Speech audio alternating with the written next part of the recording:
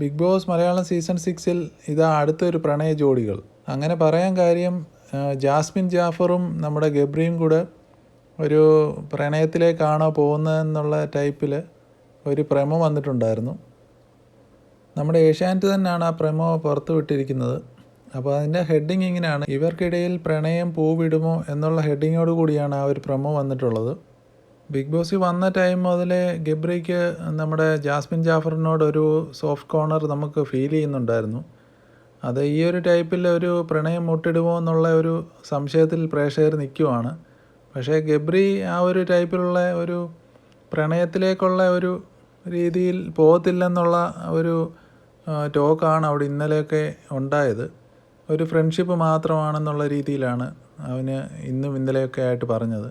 പക്ഷേ ഇന്ന് last night വന്ന പ്രൊമോ അനുസരിച്ച് അതൊരു വെറും ഫ്രണ്ട്ഷിപ്പായിട്ട് നമുക്ക് തോന്നുന്നില്ല. എല്ലാ സീസണിലും ഉള്ള പോലെ ഒരു ലവ് സ്ട്രാറ്റജി ഇറക്കിയാൽ കുറച്ച് നാൾ ബിഗ് ബോസിൽ തുടരാം എന്നുള്ളൊരു ചിന്താഗതി എല്ലാവർക്കും ഉണ്ടാവും.